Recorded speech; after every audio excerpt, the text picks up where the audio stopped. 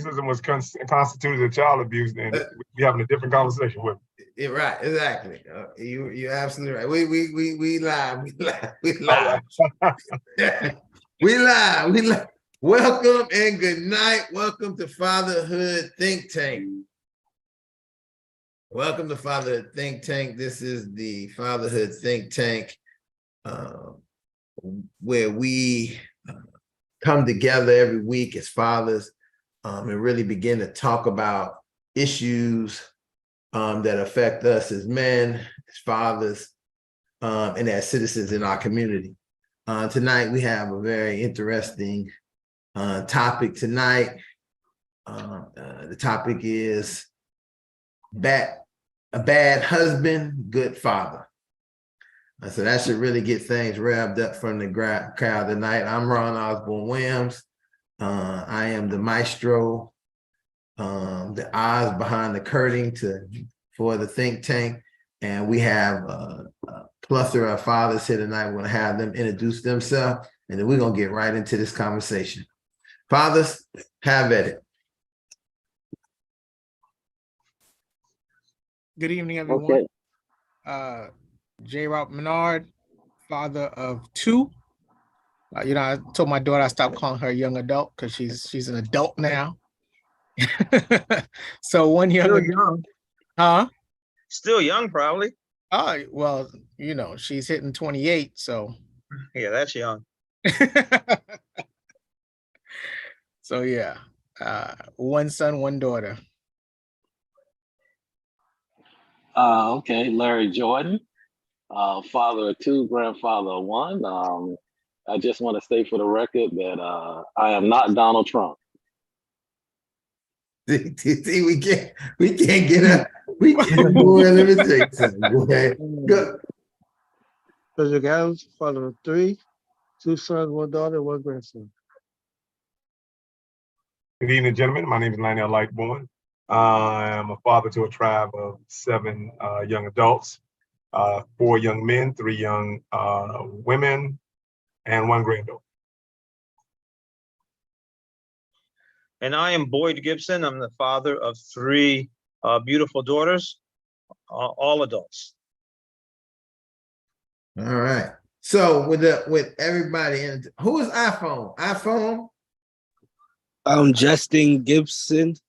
I'm a father of 5. I have 2 boys, and 3 girls. And I'm always here to enjoy the time with you gentlemen. Man, that's a permanent, audience guest member. He's here every time in the audience. Not a lot of words, but a lot of ears. And that's sometimes what we need, ears. Because he come back and talk to us later about some of the things we talked about. And that's important sometimes to have that person who is not talking, who's just listening. Anyway, before we get into this conversation, I wanted to show a video tonight to just start off something. I've seen this, I have some YouTube, not some YouTube, but some Instagram videos that sometimes I follow. And this is one of them. And this message, and I was getting things together for the night, and I said, "Ooh, wow, this is dead on for what we're talking about tonight." And so let me put that into play. Let me get that set up. Is it gonna fire Lightborn up? Because I watched last week's replay. Well, I don't know if it's gonna get them light. No, I don't. I know. I think this will be a motivator for all of us. Everybody will be semi-motivated by this because it's something that is motivating as I see. I think I made a mistake. Let me go back.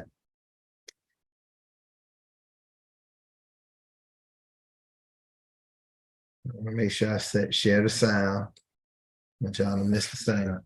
All right, so this is I listened to this guy says a lot of this Amon here. He says a lot of very interesting things, especially in reference to fathers and to the family.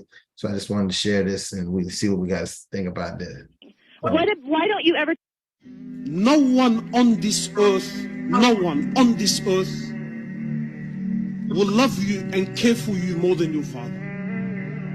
No one. No one on this earth will love you and care for you and have a burn in his heart for you more than your father.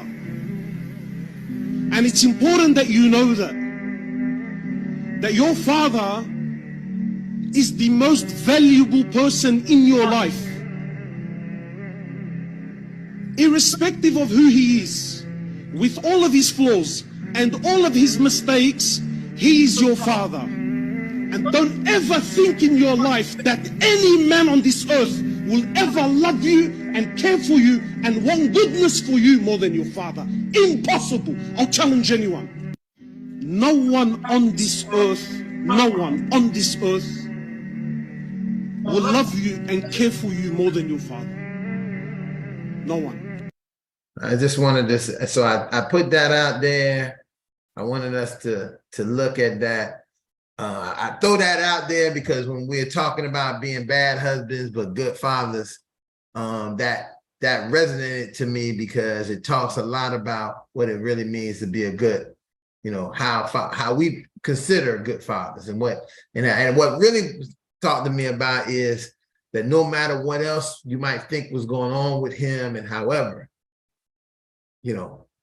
what it means to be a father. So I throw that out there. Here's the pitch. Let's see who's going to take some shots at the ball tonight. I appreciate him, for saying that, but I think I'm stuck between two dynamics: conviction, in which he spoke with, and consensus, which is the culture of fatherhood, particularly here and around the world. You understand? I think what he's saying, I think, is ideal, right? I strongly believe that men are better at loving women than we are at loving children. And so he's saying, and which speaks back to the original topic of the night, good husband, bad father, or bad husband, good father, something like that. But when we look at the consensus of, right, it's the consensus that gives the what they call the real-time experience of what's going on. And so even though what he's saying is ideal and how it's supposed to be, you understand, he's talking about mostly a father versus the father. Now, if he was talking about the father, being God the Father, he's spot on. But when he's talking about a father, which can be any of us, any father in the world, then the consensus says totally contrarily different than what he just spoke out of conviction. And so that's where the consensus pushed back against his conviction. I know that's what he may want in his heart, but what it is in reality is totally different. I kind of have a different take on that, because I think when he's talking, you have to think of engaged fathers, not just the generalization of a father. Because when you start talking about engaged fathers, I think he's spot on with it. Because once you engage as a father, whether you're a stepfather, biological father, you're going to love that child and you're going to do everything you can to do for that child and protect that child. No matter how old they are, no matter how old you get, you're going to be there for them. You know what I'm saying? And so, yes, engaged fathers, I think he's spot on with that. I think that when you talk about just in general, because you have, when you talk about parenting in itself, you have both sides where you have neglectful parents. Moms are neglectful just as much, just like dads can be neglectful. So you don't have innocence on one side. And I think the idea of bonding with a kid is not one-sided. And once you bond with a child, that you for lack of a better term, I'm thinking, it brings me back to imprinting yourself with that child, saying that this is my child, this is who I'm going to care for, this is who I'm going to raise and help them make a difference in this world. I think he's spot on. I'm gonna tell you where your choice of words kind of convict you.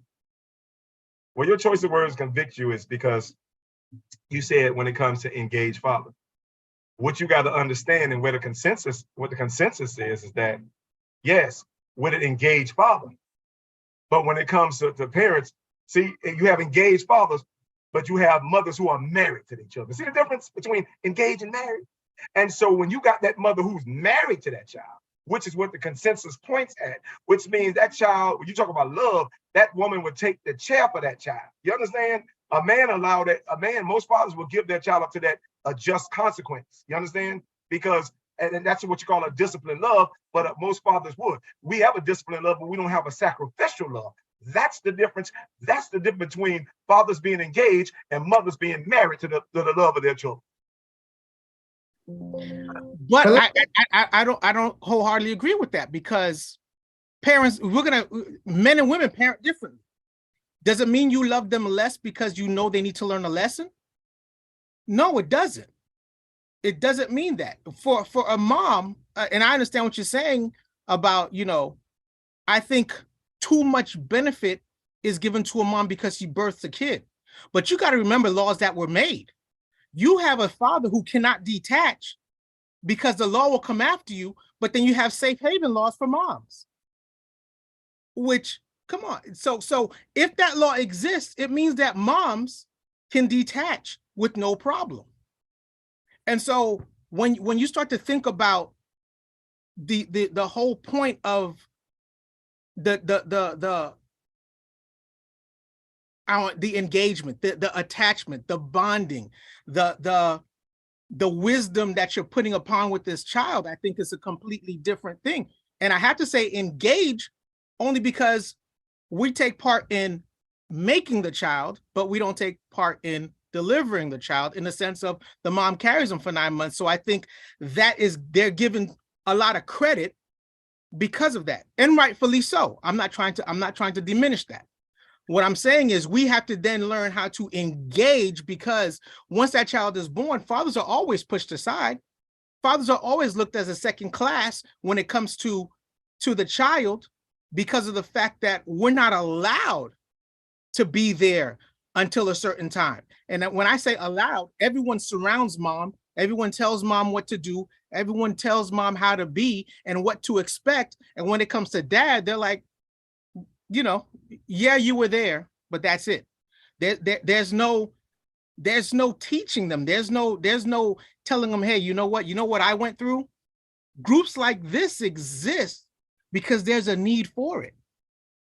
And so it's difficult it's very difficult to judge on that aspect, because we're already starting 2 steps behind.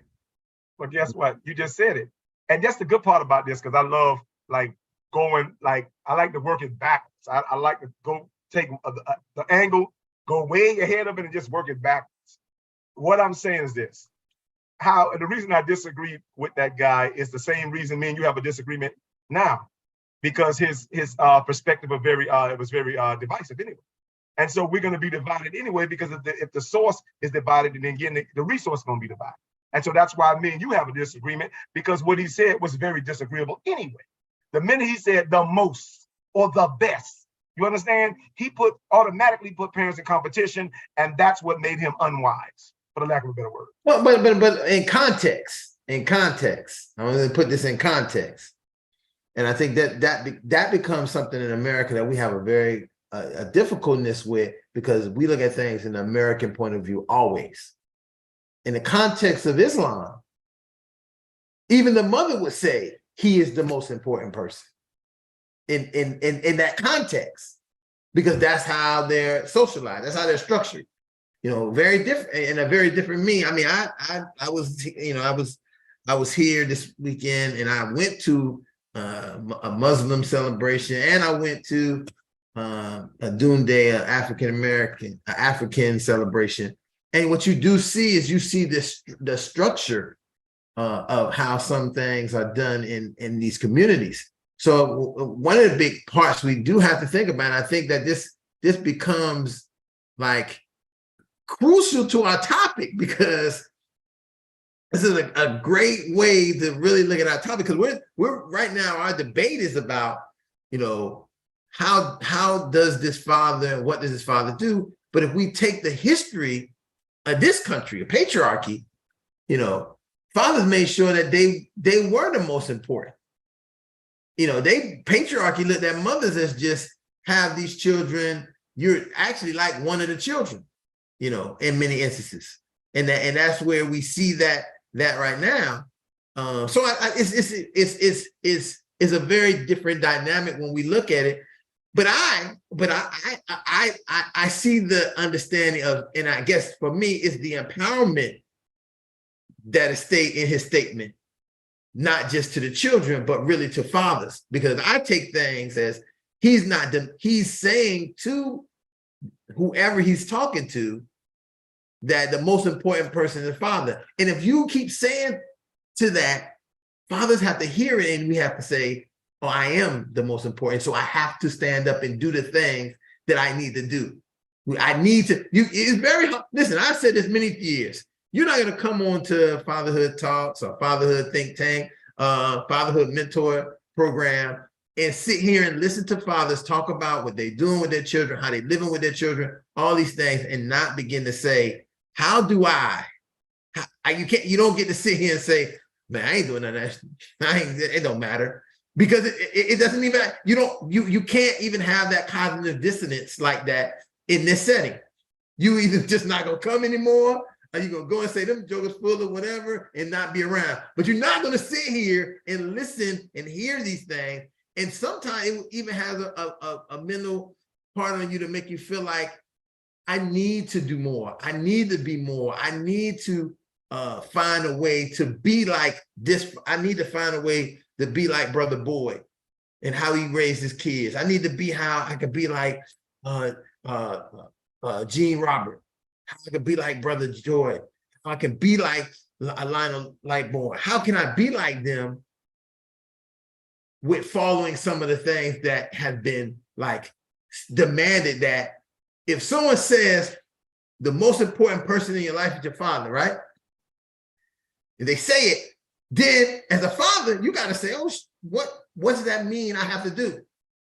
And so the accountability that we sometimes seem to like let go to the wayside, and it happens very often. We don't acknowledge, we know that Father's Day coming. Y'all probably only gonna get a little piece of paper written up, say Happy Father's Day on it with a hand on hand, like a turkey hand. But you're getting your grill, right? I ain't getting no grill. I ain't got nothing. Listen, I probably ain't getting nothing, Jack. Don't worry.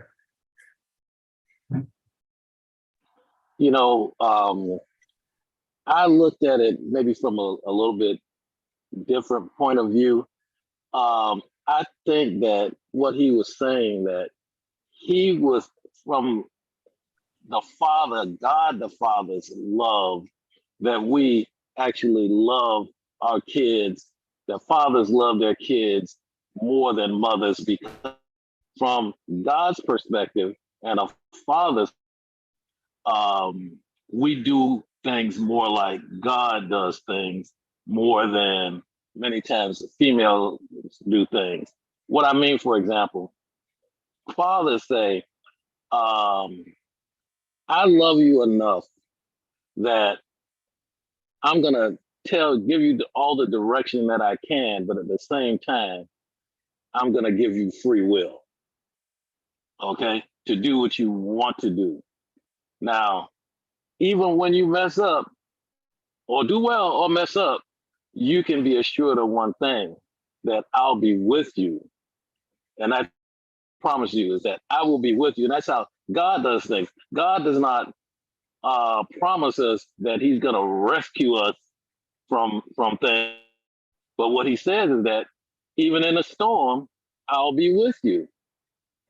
And from that perspective, I think that fathers have that ability, let me put it that way. And because it's like innate from God, and we have that ability from God to see things from that perspective, and allow those things to happen. Like we say that, and the word says God chastens those that he loves. If you don't love me, you're not gonna chasten me. Fathers are not afraid to chasten their kids. We always have, and we always will, regardless of what the law says. So, from those perspectives, I think he was saying that there's no one that's gonna love you like your father. You know, it's interesting that you say that because but one statement you made me realize the back and forth that me and Lightborn were having when he said fathers love them more than their mother. And I think when I listened to him, I didn't take it as a competition, right? But I think as me and Lightborn were going back and forth, it started to become ideally that competition, like he was saying. I don't think when I listened to him, and this is the thing that struck me when you were speaking, was the fact that no one's going to love you more than your father. Why is that a problem to be said? Because if you say no one's going to love you more than your mother, no one's going to argue that. You see what I'm saying? So it shouldn't be a competition, so to speak, because I can say it rightfully so. No one loves you more than me. And I'll tell my kids that. No one loves you more than me.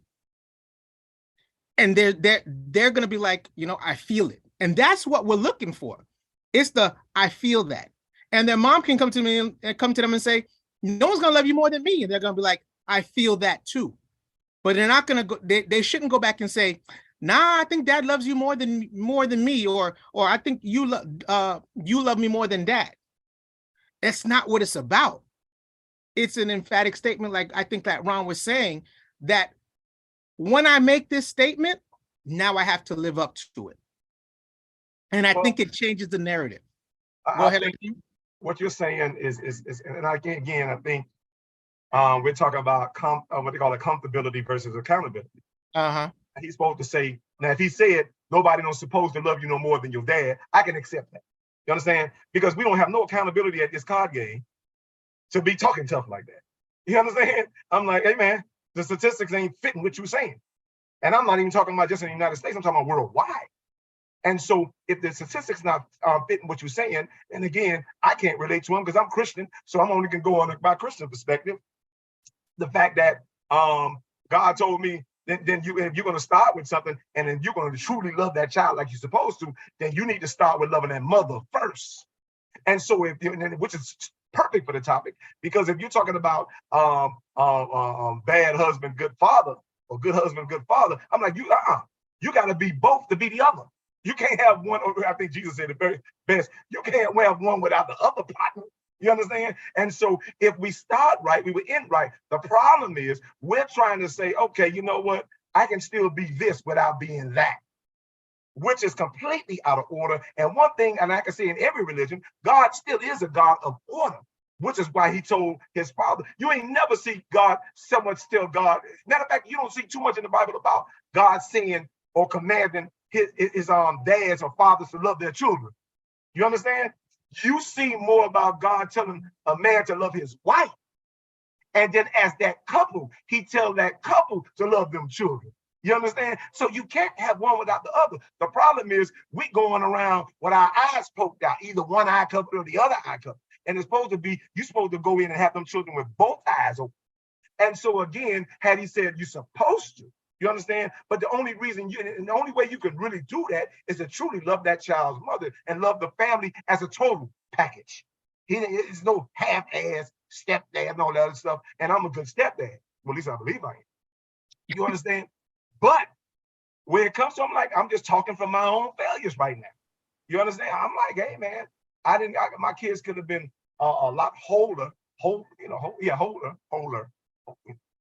or stronger, or well-rounded, had, you understand, they wouldn't raised in separate households and separate perspectives. And not so much that me and their mothers were divided, because we really wasn't. I think we did the best we can, but we still raised them from two totally separate places.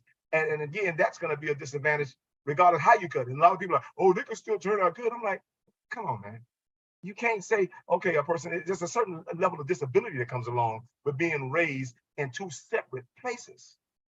And so that's where the accountability coming in. And again, men don't need comfortability. That's what got us to the point to where we at right now.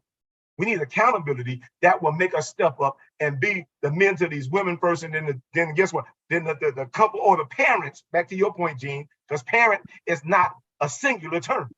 Mhm. It just seems to be a term that starts out plural and ends up singular.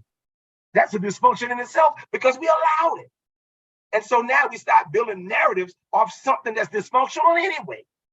Once we understand that parents is plural and not singular, then we can start to be the accountability and start talking from the comfortability, especially when you're talking about fathers. That's enabling. And I'm not in that kind of business. Well, it leads. Hold on, Gene. I just want to Go ahead. I just want to throw a question out there in reference to that, because I think one of the major concerns is this, and even in this topic, bad husband, good father. Who is determining if you're a good father? Because what happened is it is subjective if you can be a good father. It's not subjective if how I feel someone should treat me, they don't treat me the way. So if a woman feels like the man doesn't treat her the way she wants to be treated, and that's, he doesn't do, and things don't operate the way she wants it to happen, it shouldn't automatically mean that there's no way for him to do that same thing for somebody else who's completely different. That your child is not you.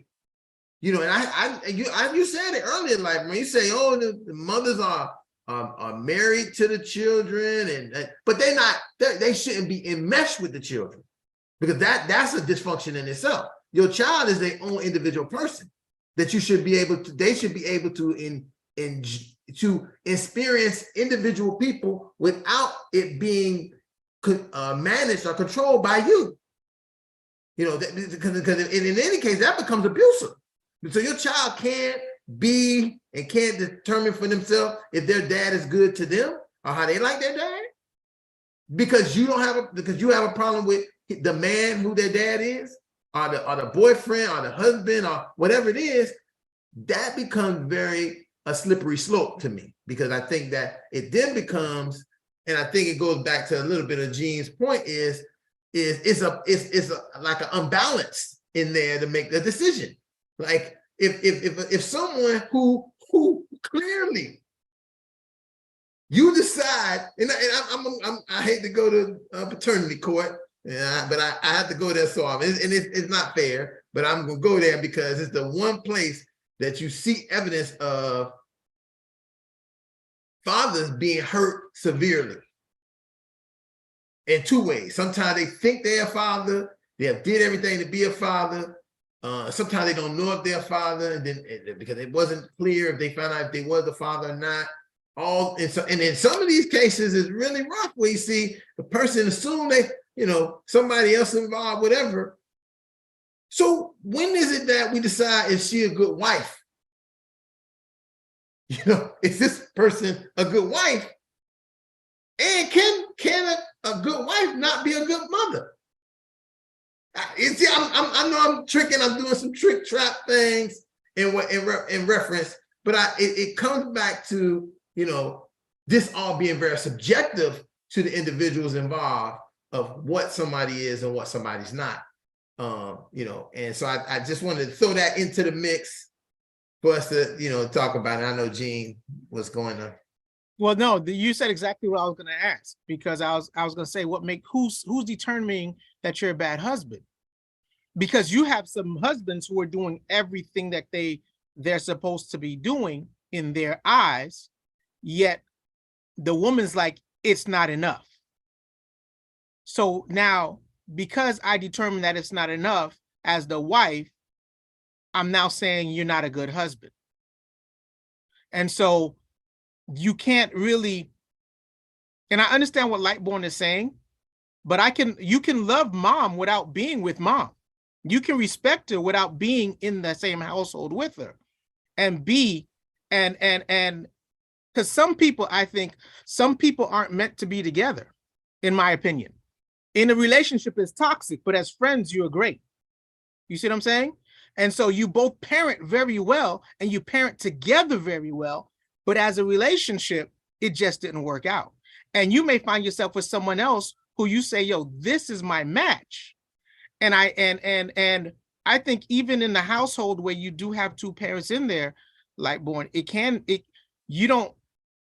And I'm saying I'm saying this to you because you made a comment, and I'm referring to that comment that you're gonna have shortcomings either way because nobody's perfect.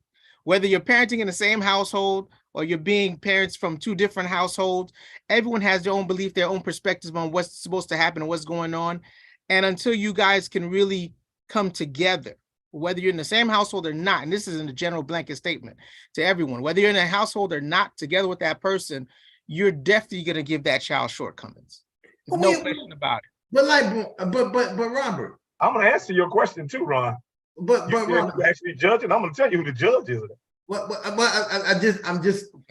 Yeah, I want that to come too. But Gene, I want you to what you said there is important, and this is why as you were saying, I was just thinking to myself is we sometimes take this stance that all of these pregnancies come out of healthy, positive relationships.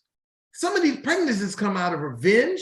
Some of them come out of entrapment. Some of them come out of just sex and dysfunction. Some of them come out of so many things that I like to so much focus on these relationships where, you know, we got Brother Jordan who could tell you that he chose his wife, he chose his children. And so often we will highlight and focus the idea of a lot of dysfunctional child rearing instead of looking at the positive child rearing that occurred and say, this should really be the standard. Not this person who had 3 kids with this guy. They never got married. He had 3 kids with her. He never got married.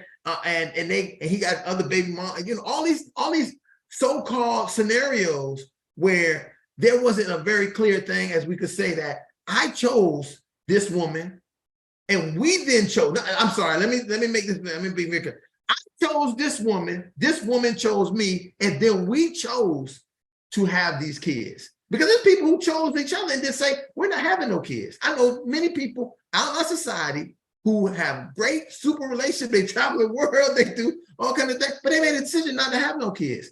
They're not on any way of getting no divorce. They old and gray together, as I have seen some of them.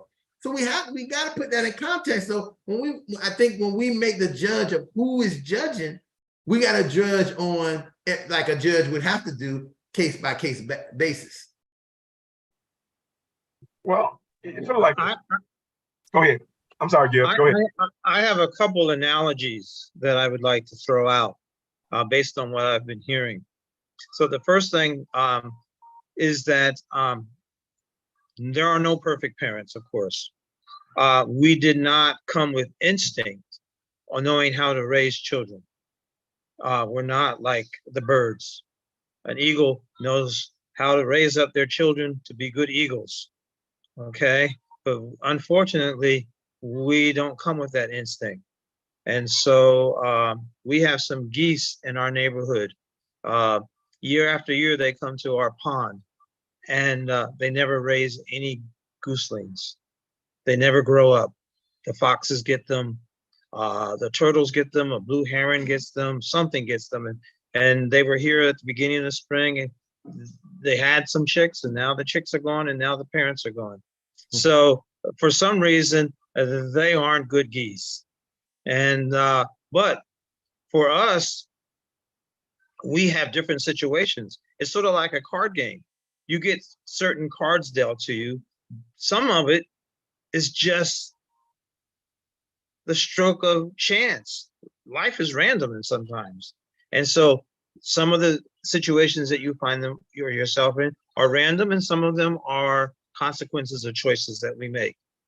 But based on where you find yourself, that's the hand you have to play. And so you can still do the best that you can with your situation. There are poker players who can win with a lousy hand. And then there are poker players who lose with a great hand, okay? So you can do the best that you can with the hand that you are dealt in life by listening to others, getting good advice from good people who've been before you, looking at people that you want to be a role model. Now, he talked about that your father was the person who would love you the most. Now, my experience from my father, I would say, nah, he doesn't know what he's talking about. My father was absent. He didn't take care of us. He didn't even pay child support. He didn't do anything for us. The one thing he did for me was to teach me what not to be. Okay, and so I can thank him for that. But other than that, he would not fall into a category that I would say I had a loving father growing up. Now, just before his death, we reconciled and we were able to have a relationship. But during our lifetime, no, not hardly. But I did the best I could. And I just had a talk with my oldest daughter this week and said, the problem with parents is that we're not perfect and we're going to make mistakes. I know my mother made some mistakes, even raising us, doing the best that she could. And I've made mistakes with my kids. Now, the kids can't use the fact that we were imperfect and made mistakes for the reason they turn out, because in the end, you get to choose what you're going to do with your life from that point on. Yeah, you might need to go to counseling, and get some help, but you can move on from whatever mistakes that you had in your life. Love, there are different kinds of love, and we need to understand what we talk about when we say love. We have agape love, which of course is the love of God, and that's very hard for any of us to attain, to have that kind of love, which would be unconditional love. No matter what you do to me or what you do in your life and with your choices, I'm going to love you anyway. God says, I love you no matter what you do. There's nothing that you can do to make me love you less. There's nothing that you can do to make me love you more. My love is complete in itself. And then there is filial, this brotherly love. And then there's eros, this love of sensuality.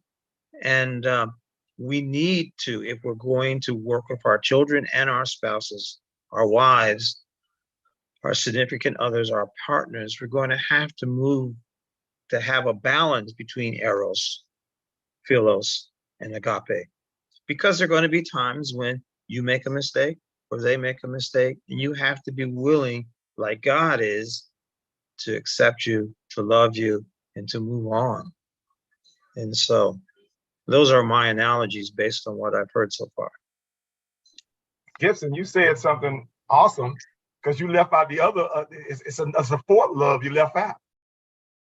You know what that love is? You're going to love this, because it explains everything you just said, what we're supposed to be. I'm like, well, that's the love. What you said, what we're supposed to be as parents and family and blah, blah, blah. You left out that love, which is storge. Okay. Family.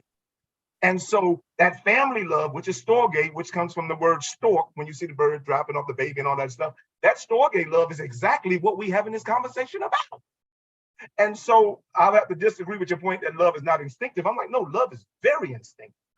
Matter of fact, you know what I love in modern day science? You know what in modern day sociology? You know what they call love and the ability to love each other in the midst of like harsh disparities. You know what they call it in modern day sociology? They call it, and they teach this too, because Ron gonna love this. They call it resilience. You understand? Which is a bunch of crap. We should have known that. You understand? I don't let people, I'm like, hey, you won't tell me that. You're not gonna impress me with that. Don't tell me, well, how they're so resilient. And so now here they is trying to teach you something that you are. And then they found a word to try to explain who you are. And here it is trying to teach it to you. And so now you're enamored, oh, resilience. I'm like, hey, man, that's who you are. They're studying you, trying to figure out who you are, which means you should be teaching them. But oftentimes we dumb down. I don't care. I don't know if it's because of our history or simply because of our ethnicity, but for whatever reason we dumb down and we don't put ourselves in the teaching mode, especially about us. Love is very instinctive. It's so instinctive that we even apply it to the phileo, which is where you're from, Ron, Philadelphia. But the phileo aspect, which is We apply it to that because I don't understand how African Americans in this country can still give love, you understand, for all the hate they receive. That's phileo in its totality. That's real resilience. That is instinctive. You understand? And it's intentional, but it was an instinct that became intentional later on.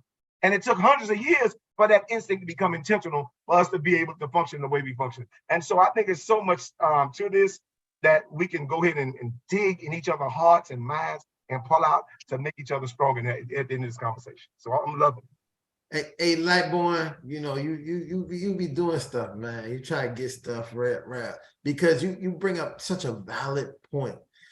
When we're looking at allegedly as a community, as a Black community, when we're looking at our dysfunction or what our alleged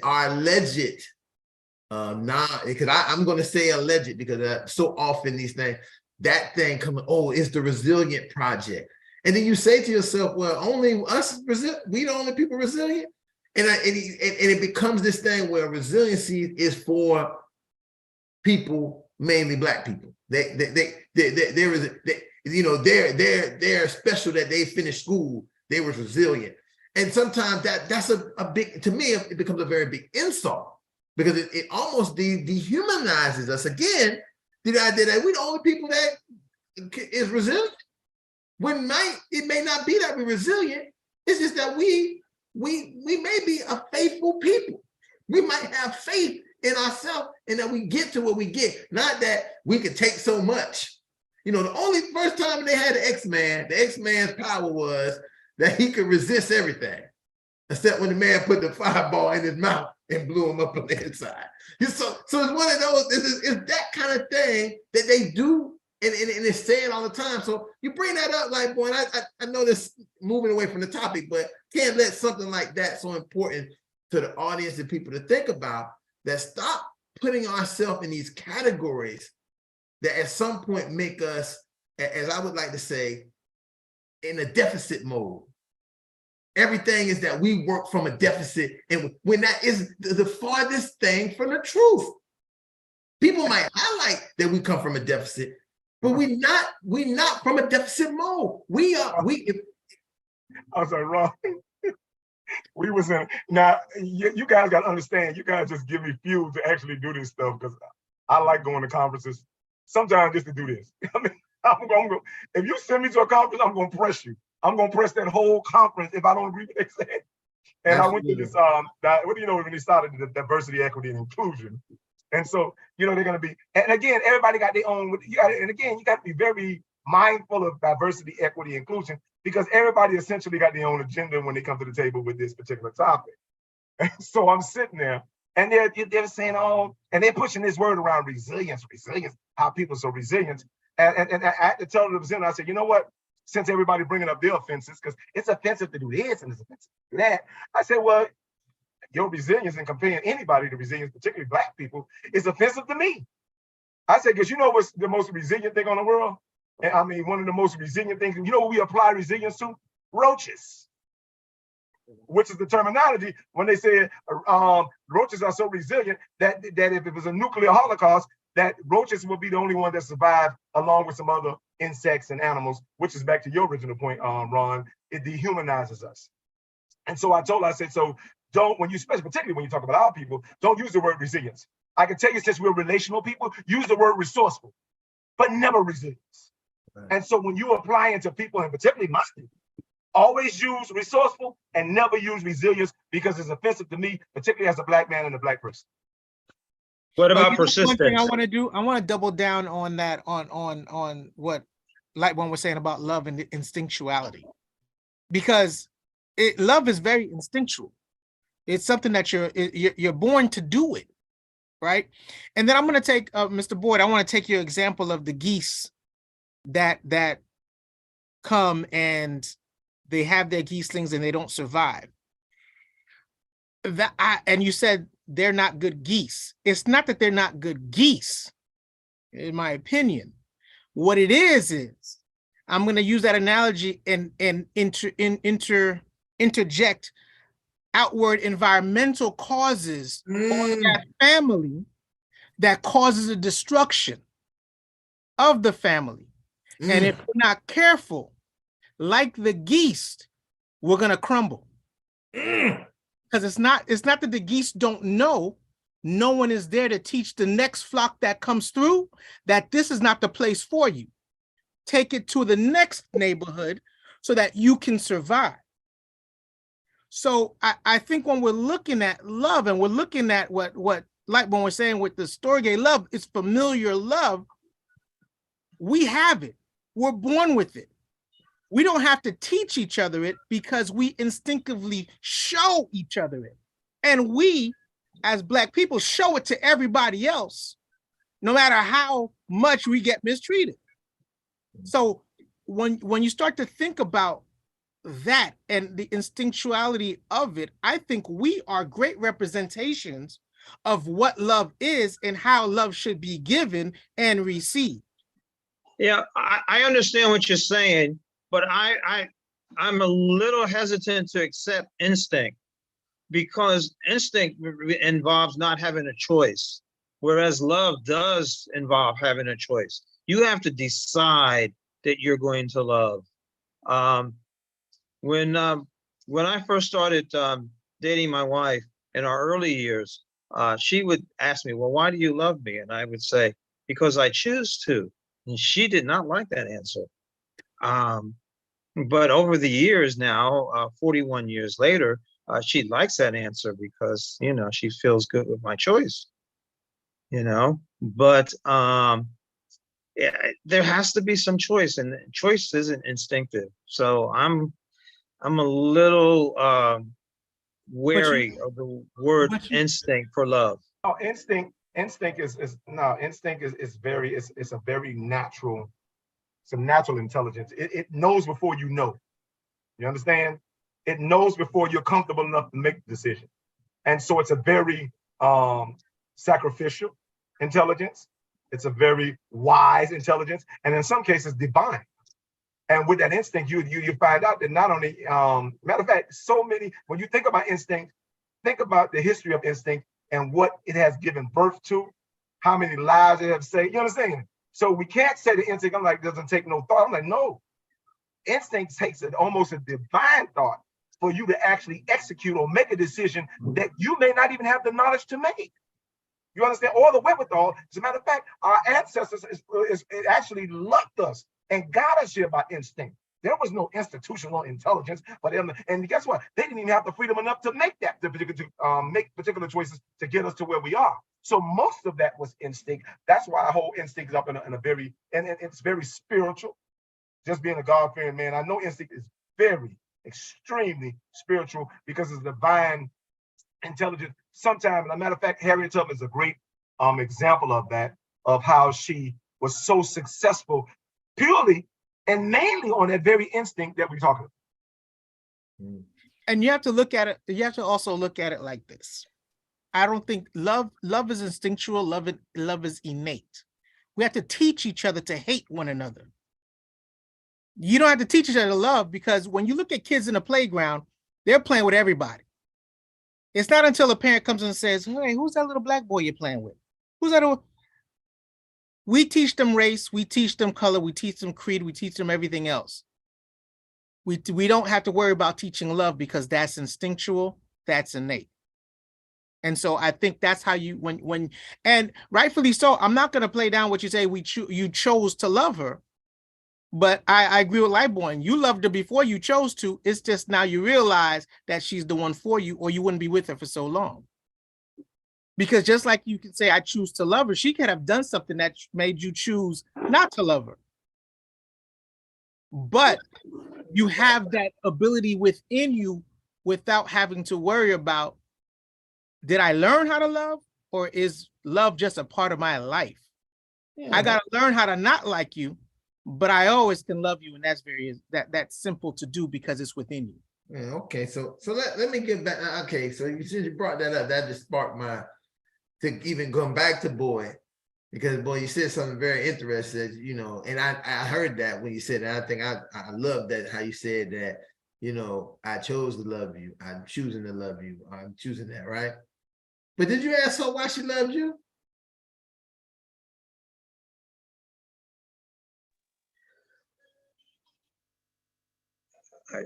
I might get in trouble for this. Yeah, see, that you don't even gotta answer, boy. I don't need you to answer. You know that my point is proven. Is that top right there? What I'm saying. So I knew that if she spent time with me, that she would.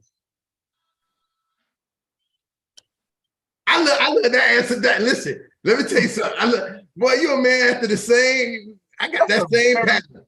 That's a safe boy. You better get on in there and give us what we need to hear.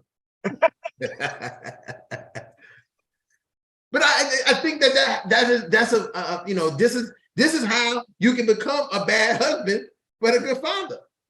You know, this is a perfect example of how do we maneuver the things in the relationship with the people that we have our children with to be able to be either a good father to them, in their mind being a good, because I've heard many women say, he's not the man for me, but he's a good father to his kids. He ain't good for no relationship, but he a good father. And I think that a large point of that goes into what, you know, my favorite thing I like to say is, you know, men have some choices.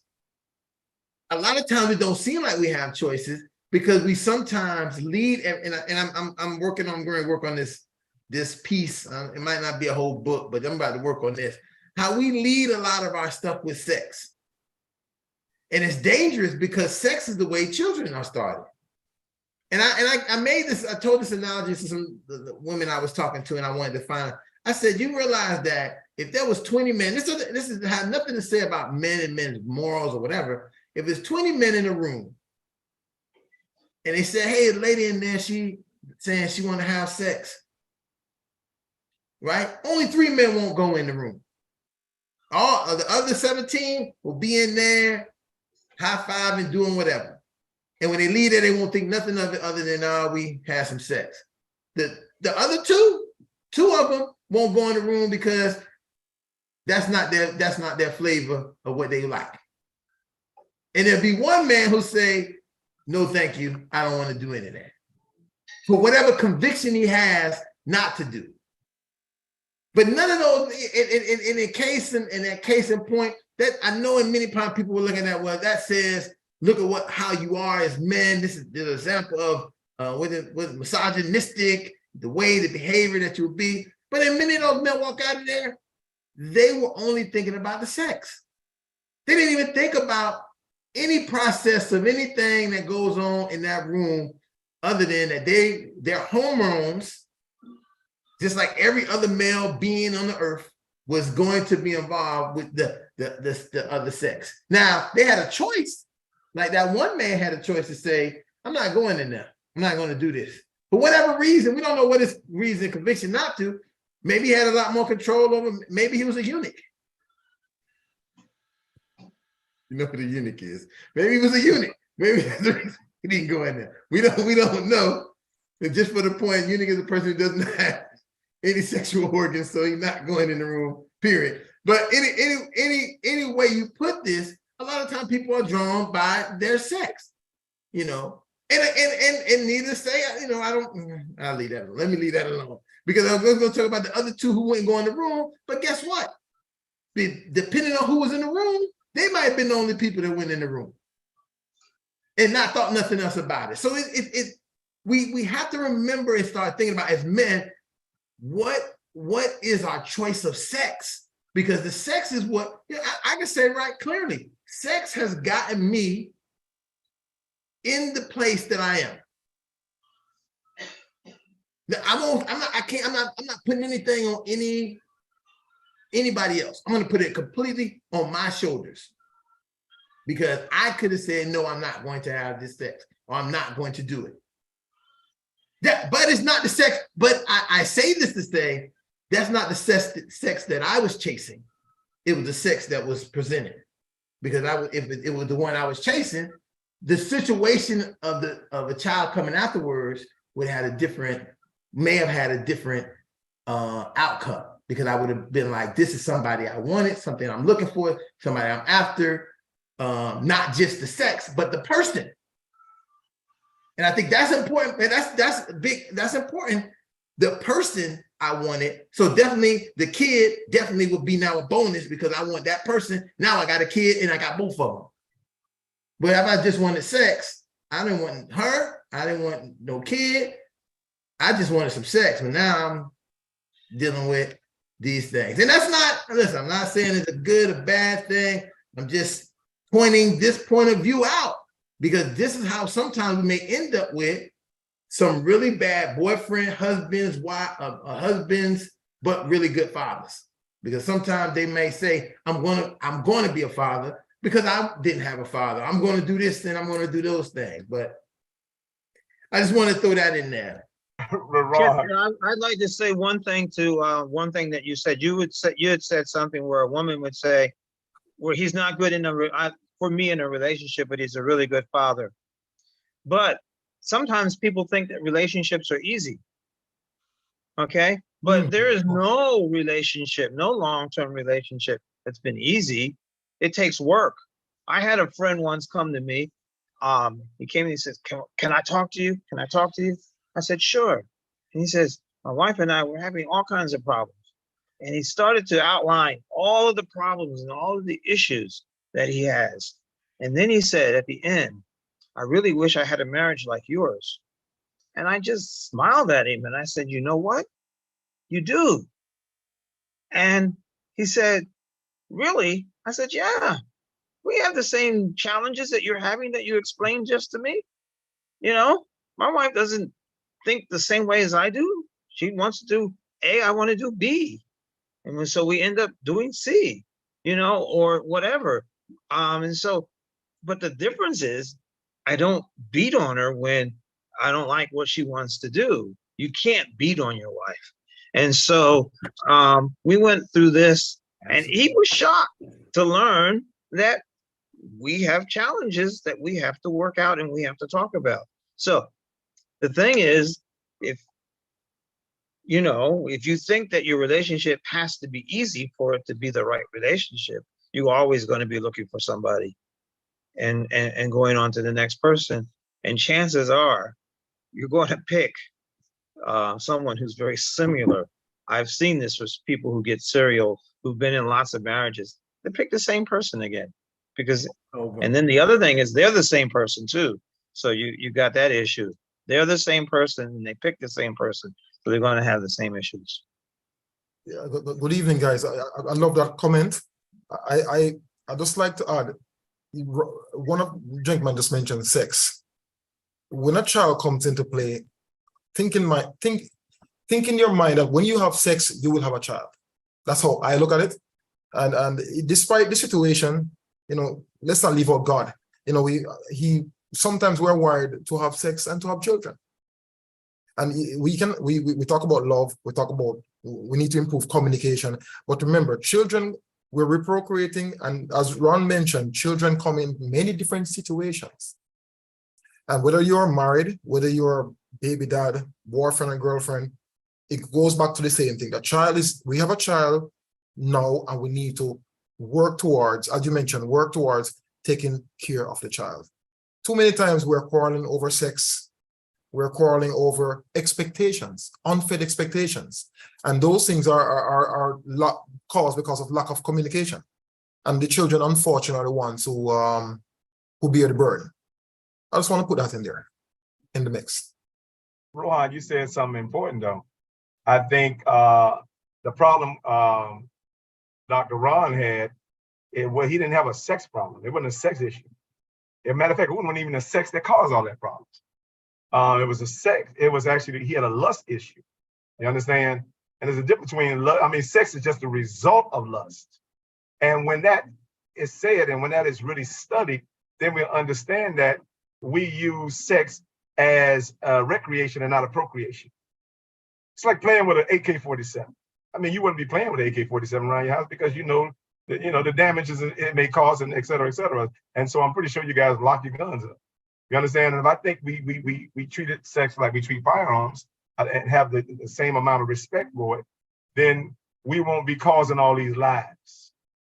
And what I mean by causing all these lives, it'd be the life that the lives we aborted, or the lives we didn't really want to come in here because we didn't think we were in the right relationship. And that's a hard thing for a child. And contrary to pop belief and back to instinct, a child will feel that spiritually and significantly will feel whether, and you can try all and recondition yourself to love that child all you want, but that child will come into this world knowing that that I wasn't your choice. You understand? Because mom wasn't your choice. And there's something psychologically wrong with that. You understand? And bringing a child, because I mean, I'm guilty of it myself. And so bringing a child into the world under that context is psychologically traumatic within itself. Yeah. Even, guess what? And you might have not mistreat that child one thing physically or even psychologically, but just instinctively and even spiritually, that child will still pick up on it. I think Tupac had I never knew Tupac dad was still alive either, but Tupac have something in his lyrics, and he said he can see his dad's intentions at the very conception. That's he can see the intentions and what he was conceived in. And I think the Bible actually gives lends some scripture to this as well. When David says, I was born in sin and shapen in iniquity.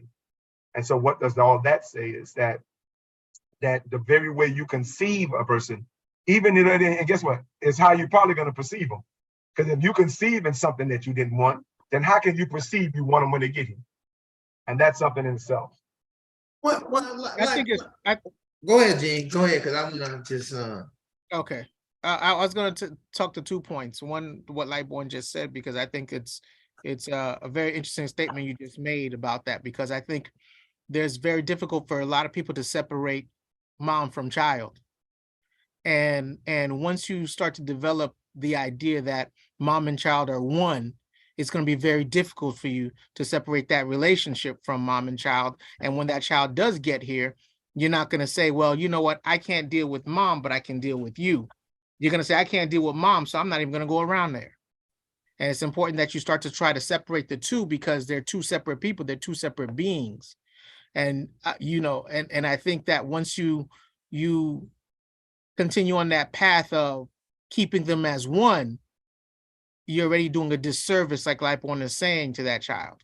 But that goes right to my point, Gene. Do many of these men even have the power to separate anything? Some of these guys can't separate any of this, because guess what?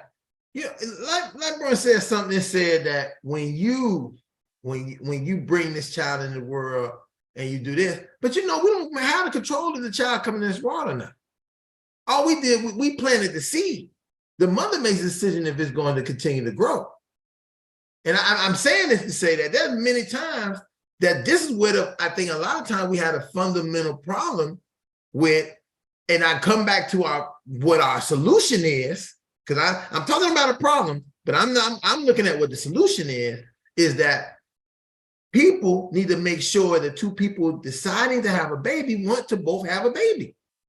We cannot continue on this platform to say, oh, it's okay. If you feel like you want to have a baby, you can have a baby. Or if you decide that you don't want to have a baby after you initiated this, and don't tell the other person that because guess what? That might be the one chance for them to have a baby. So we talk very, we're talking about us. And I think it's important that we stay focused on us as fathers and men. But when we start talking at some point, we got to bring the other person in, because they have a lot more control over what happens with their body, because that's what the lady told me last night. My body, my decision, I control my body and what's going to happen. And so Ron, you just said something, and you agreed with the Iman said. You said you are the most important, as father, we are the most important entity, right? Within the family. And so if not society. So I'm saying that to say this, then if we're going to be the most important, then we have to be, matter of fact, you have to have if you're the most important, then you have to be the most accountable. That's what I'm trying to say. And so right now, I'm saying, if you're going to be the most important, you got to be the most accountable, because the accountability is going to make you the most important. You can't. I agree. I'm not have a disagreement, but you can't hold any accountability for something you have zero control. Listen, you do. What you gonna do? You gonna tell her that she can't have? You gonna tell her No, remember, you're the farmer. And so you're still responsible for where you plant your seed. And so again, That's right. you are the farmer, right? So if you can't be, listen, like this, you had control from the start. But if you don't think you had no control from the start, you understand? That's where the dysfunction coming. I'm like, no, you did. Oh no, I agree with that. I listen, I wholeheartedly agree with that because I said that from my own experience. I can only fault anything has happened with my children, or my child. It's all on me because I put a seed in a place that was not a place I wanted to farm. I didn't plan to put that seed there. That wasn't my intention. That's not what I wanted to do. But guess what? And guess what? I say all the time, I say publicly, I own that. I own that 100 because I don't have a problem owning it. Because owning it also lets me be clear in my conscience on why I have the problems I have. Because I also know the part of the problem I have is that the garden wanted me to be their farmer. And I didn't want to be their farmer. I only wanted to go and eat some of the apples in the garden.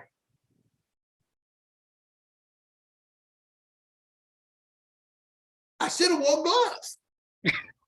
No. Listen, hey, hold up there, Ron. And let me say to all fathers on this line, you can be in a perfect marriage. She has a couple houses. She's a realtor or she's doing well, but you can't have kids. We know that every situation, yes, the society says get married, have a family, nice house with a white fence, but she can't have kids. And what happens? Well, how do we cross this bridge? Well, sometimes the male may go to a store, meet the cashier, and one time he ends up with twins. There are many different scenarios here. No, we can look at it and say, okay, we didn't want to plant our seed in that garden. However, if you were in another garden, there's no guarantee that you'd get crops, get food from that garden. So we gotta. It's as the gentleman said, there's no perfect situation. No, mind you, the society would love to see you do it in a certain way, but it does not work like that for everyone. That's just the plain reality at the end of the day. So you didn't do nothing wrong by planting in the garden. You planted and you reaped. I didn't want to plant down. Listen, listen, Rohan, what you're saying sounds great, my brother. Okay. There's a large majority of men just like me who they did not plan they just wanted to go into that garden, get a couple apples, get a couple oranges off the tree. That's it. And they ended up planted. And now they are there.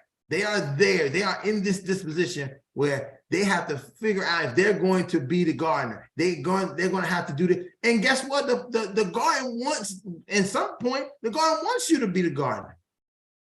Right. But that's not, it would be this. And let me tell you why I totally disagree with that idea that many people are going to say, I'm going to be a good man, I'm going to be a better man, I'm going to get married to this person, I'm going to do this, because it is disastrous for your children.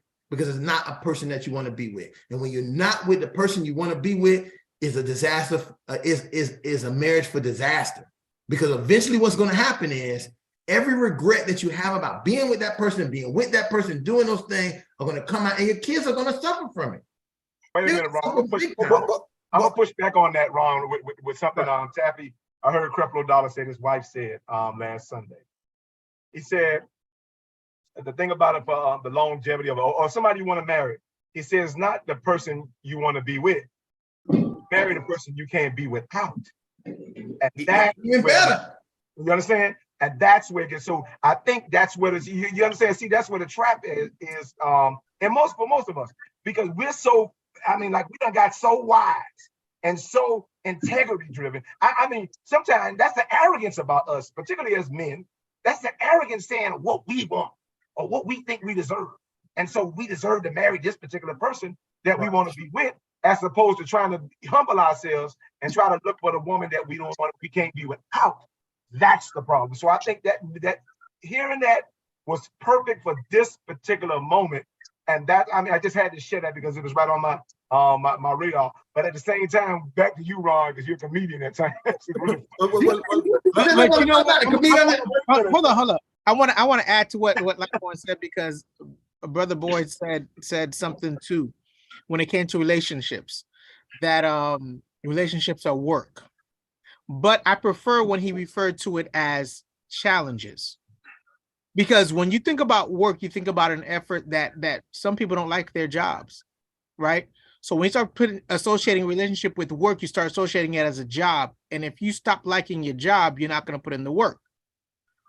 But if you understand that relationships will have their challenges and you want to overcome these challenges together, because when you have a challenge, it's not about one person winning over the other. It's about overcoming together. It's about compromise and comprehension in a relationship. And that's what gives you the longevity. Mm-hmm. And I think that goes hand in hand with Lightborn when he said, don't marry the person that you want. Marry the person you want to be with, but marry the person you can't be without.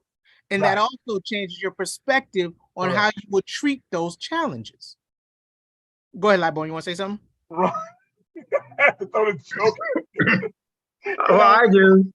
I do, because I want to say something about marriage and culture, because there are cultures in the world where you don't get to pick the person that you think you love right now, but your parents get to pick who they think is going to make a long-term partner for you.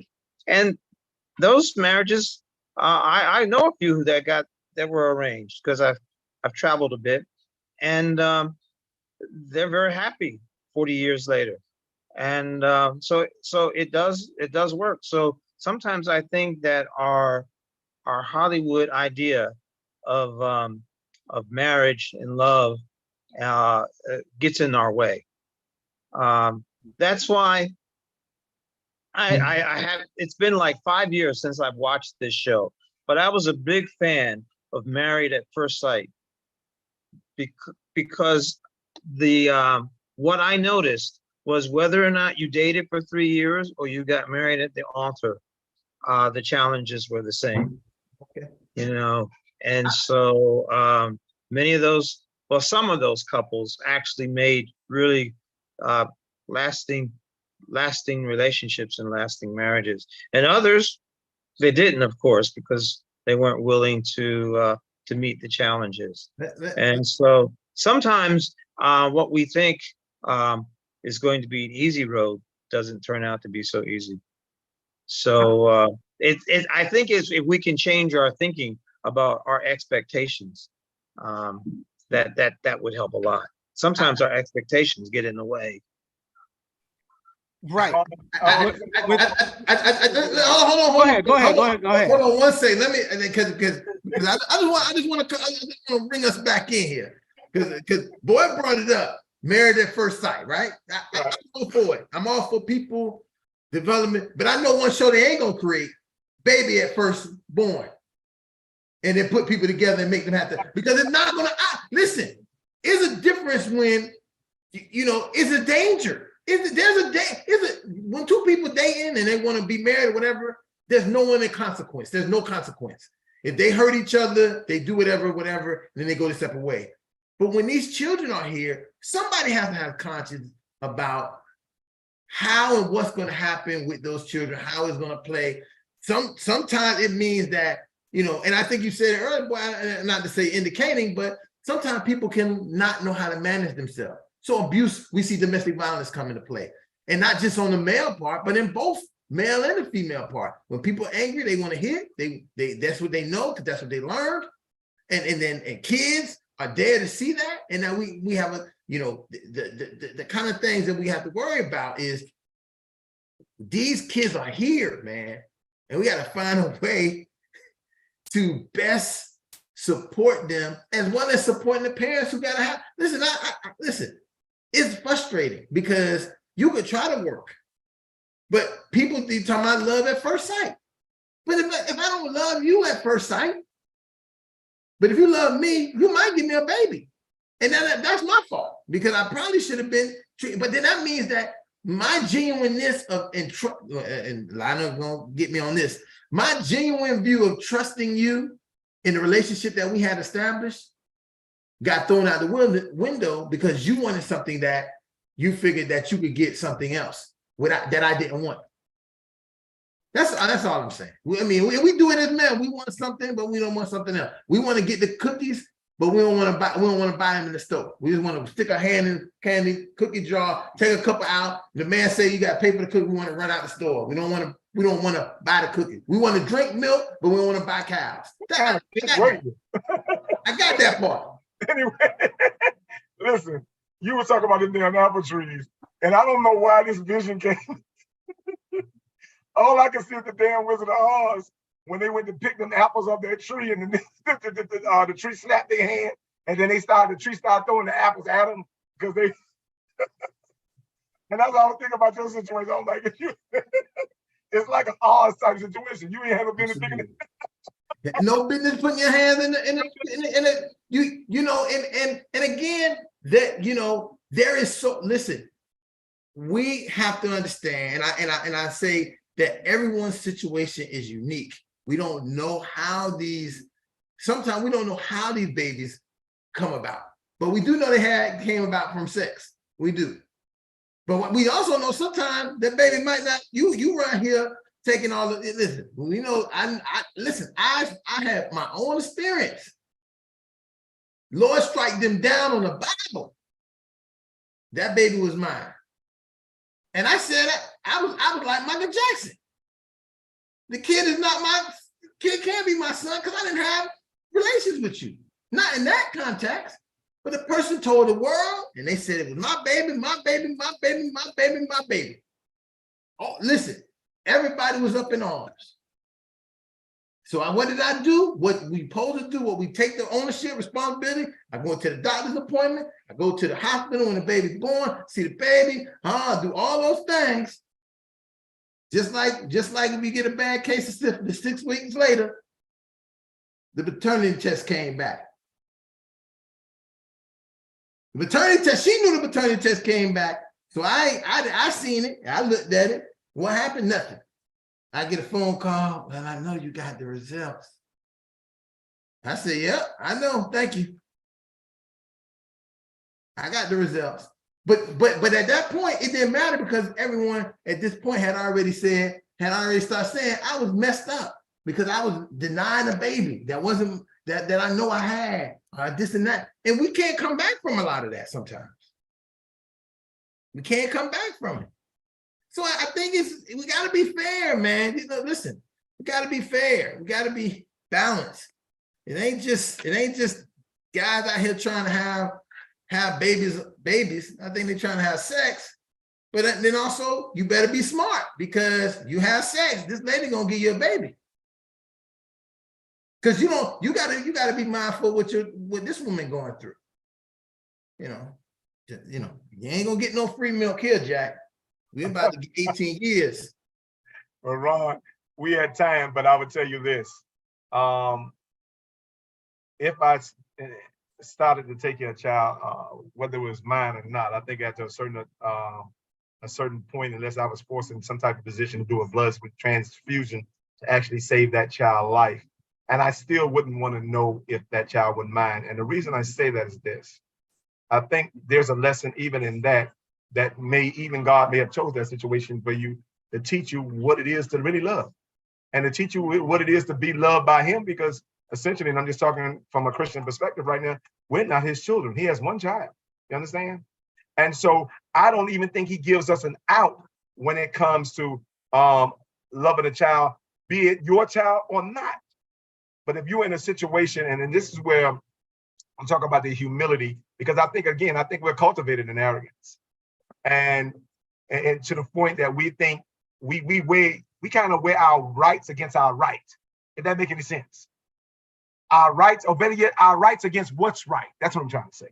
And so, I think we're very hypocritical, because here it is, we'll do that to a child, like, oh, he ain't my child, kick him to the curb. And at the end of the time, we at the school mentoring boys.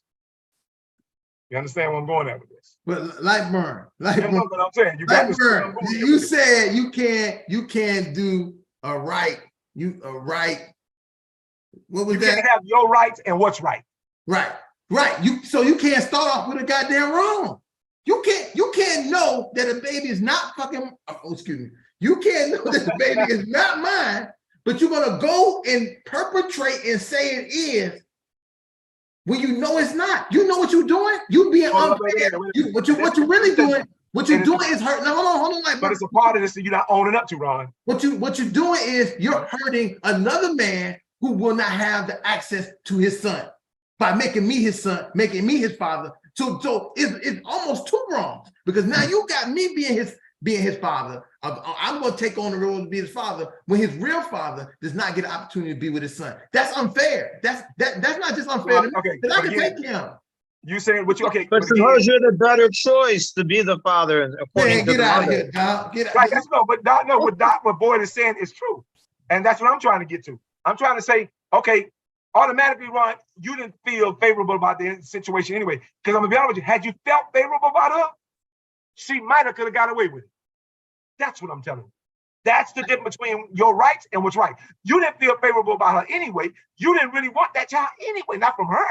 You understand? So that made you push the issue about the paternity test. Had you won her, that paternity test might have not even been a factor. That's what I'm telling you about the difference between your rights and what's right. I got that part. Okay. But to this day, you know what's really messed up? Where's that boy's father today? That's a good question. I'm not saying that I couldn't be his father. I'm not saying that any of those things, but I'm saying is it is unfair. Listen, we can't say you do the right thing from a wrong situation, because we're given a pass that we can't keep. Those passes can't continue to be given. You can't, because that's wrong. Listen, if for years I had sex with a woman and she did not let me know I had a son, she didn't tell me. Another man was raising my son, taking care of him and all this. You didn't even give me the opportunity to even be a father, to be a part. Because your decision was I wasn't good enough to be a father. And who are you to make that decision? But you said something that kind of like what made me lock you into this is you said you took the boy to the hospital, the business and stuff like that. You had already took on the role in some capacity as a father until that test came back. Oh, no. I did all the things that you were supposed to do. I wasn't going to be, listen, I'm a good guy. That's just me. That's one of the problems. Being a good person. I know many people that told her go to the places where the sun don't shine, whatever, and so they don't even deal with me with that. But I'm not that kind of person. And that's why, guess what? I probably had this thing on my head, sucker right on my head for it. So this was the issue.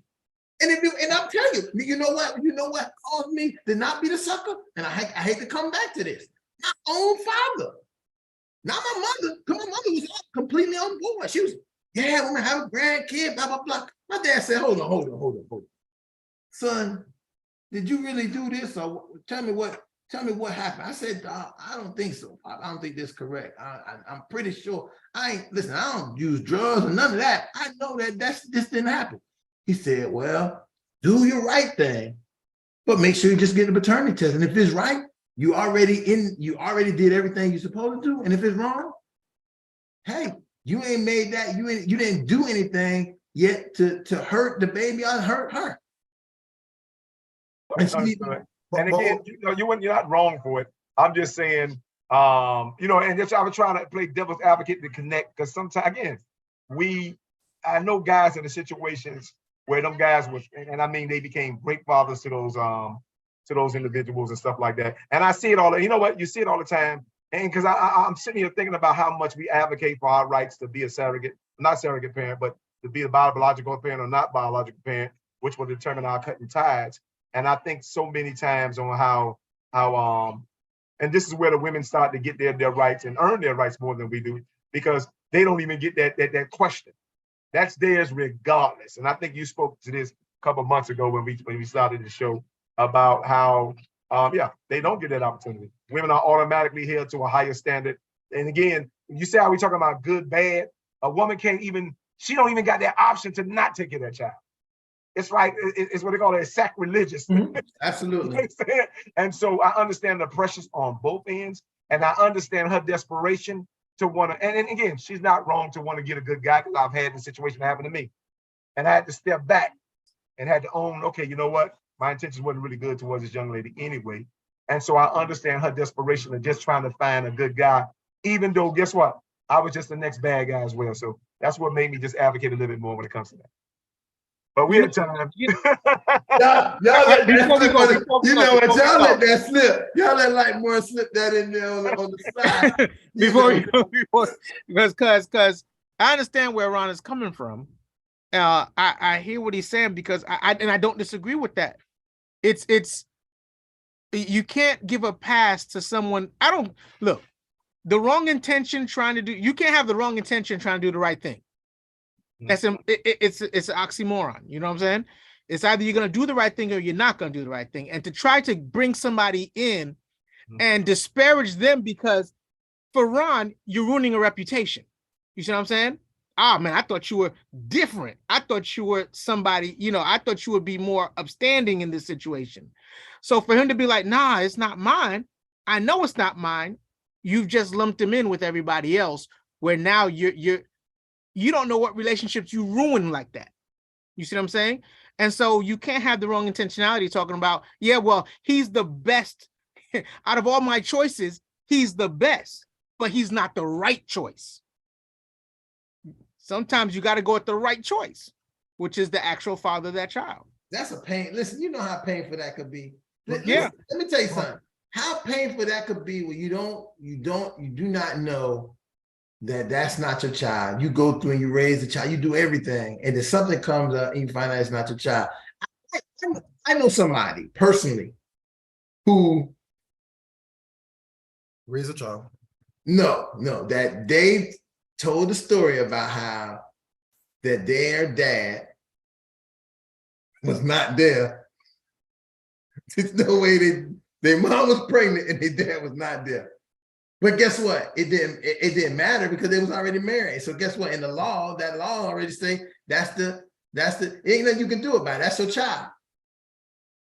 And many times when dad's already been married to the wife and this happens, it's okay. But if I ain't married to you, Doc, and you try to tell me that this kid mine, you tell me we need to get married and all these things. If I don't feel it's my baby, I'm not gonna do it. Listen, I need to know first. And don't tell me that I'm wrong for double checking because I'll be wrong to believe, I hate bringing this, and I hate to say this all the time. There's nothing wrong to ask somebody, hey, have you been to the clinic? Have you had your checkups? Have you had all your shots? And what have you? There's nothing wrong with that. That's protecting yourself. I do it all the time. Yeah, and I know you do, Rohan. This man, he in the comments writing down, don't play house. I saw He's the biggest house player it is. I don't know what that is. Ron, we have time. Go ahead and wrap it up.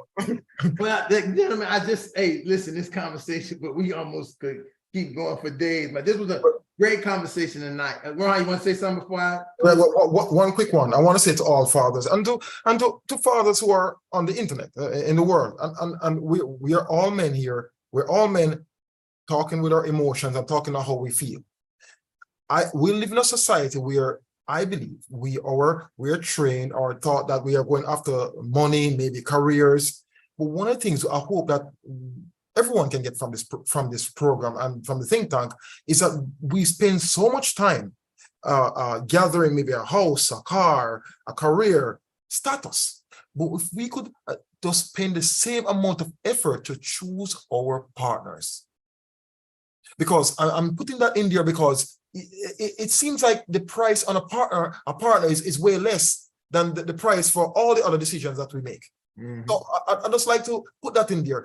The time you put in to do the hard work or the challenge or to communicate, put the time into your partner. Get to know your partner.